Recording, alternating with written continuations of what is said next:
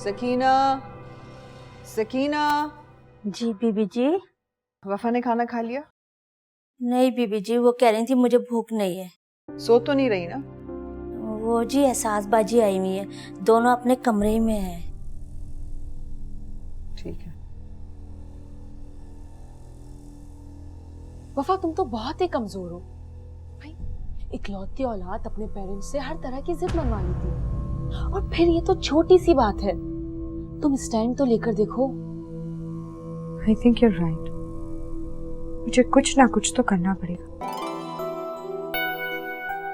याफीना, Let's celebrate it. घर पे phone करके बता दो कि तुम आज मेरे घर जा रही हो। वैसे भी पेपर्स तो खत्म हो गया ना। लंच पे चले? हाँ चलो। यार फोन कर दो अभी से, वरना। देखी तुमने असद की हरकत?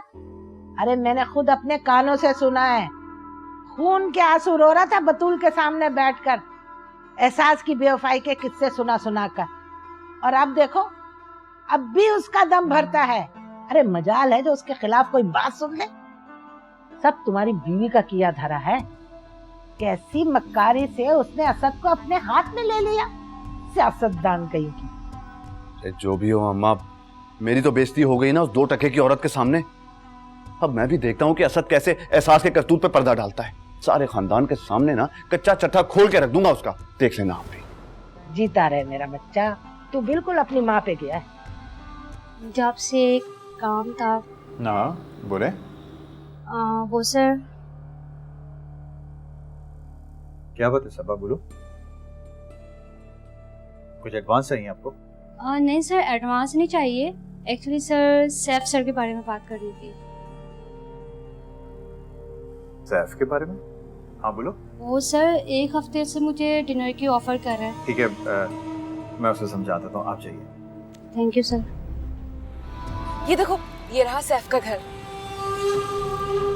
सैफ का घर और तुम्हारे ख्वाबों का महल।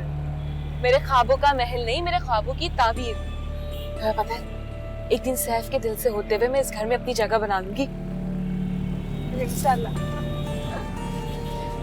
अच्छा था ना? तुम्हें उसने खुद ला के दिखाया कि उसका घर है। उसके घर में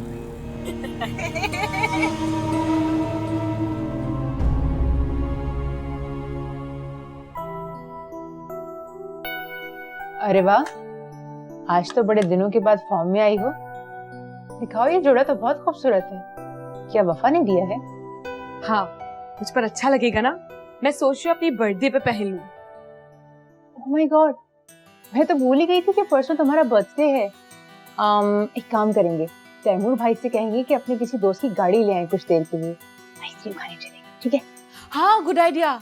और एक काम करेंगे, वफा को भी साथ ले लेंगे। ठीक है।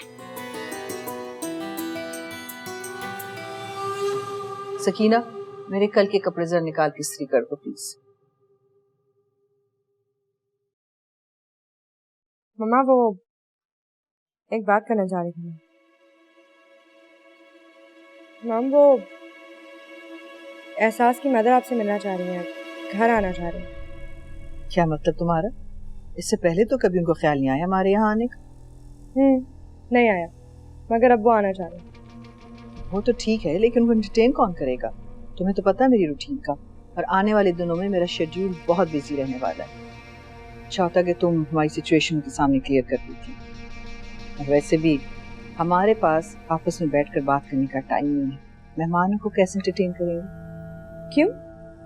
मिसेस रशीद हमारे घर 1 महीने में 5 बार मेहमान बनकर आए। उनको एंटरटेन करने के लिए सब थे।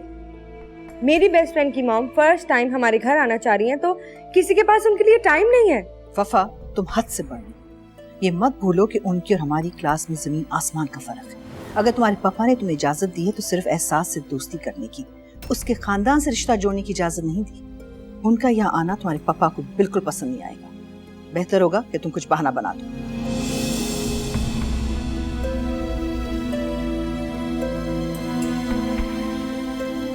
अम्मा, मैंने सुना है तुम्हारी तो कमेटी निकली है। 1000 रुपए दे दो ना अपने लिए जूते लेने। इतना मुंह क्यों बना रही हो? सिर्फ 1000 रुपए की तो बात है। अरे लड़की, अपना मुंह बंद कर ले। तेरे अब्बा को पता चल गया मेरी कमेटी का तो 10 खर्चे निकाल कर बैठ जाएंगे। बड़ी मुश्किल से घर के खर्चों से एक एक पैसा बचाकर बीसी डाली थी।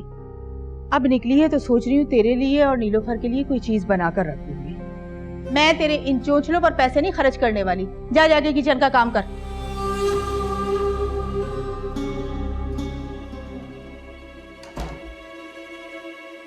क्या हुआ भाई? इसका मुंह क्यों फूला हुआ है? अरे इसे तो हर वक्त कुछ ना कुछ हुआ रहता है। फरमाइशों की पोटली जो खोल कर बैठ जाती है।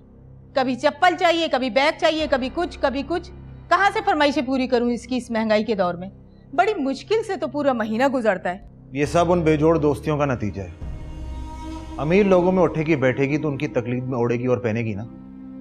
क्या जरूरत है उन दोस्तियों को घर तक खींच कर लाने की? मैं उसे नहीं खींच लाती भाई, यहाँ वो तो खुद ही खींची चली आती है।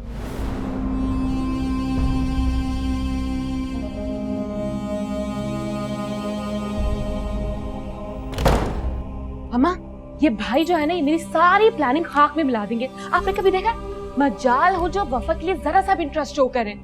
अरे तौबा है, मुझे तो ये फिक्र पड़ी हुई है कि खानदान भर के सवालों का क्या जवाब दूंगी।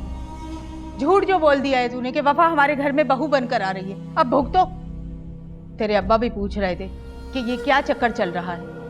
गजब खुदा का, सारे जमाने को खबर हो गई और जिसने करनी है वो उसके जिक्र से भी दूर भागता है।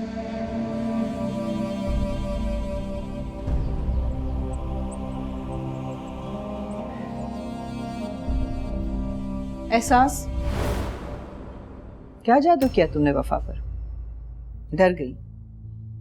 हाँ, शायद जादू नहीं किया, लेकिन हिप्नोटाइज तुमने जरूर किया उसको।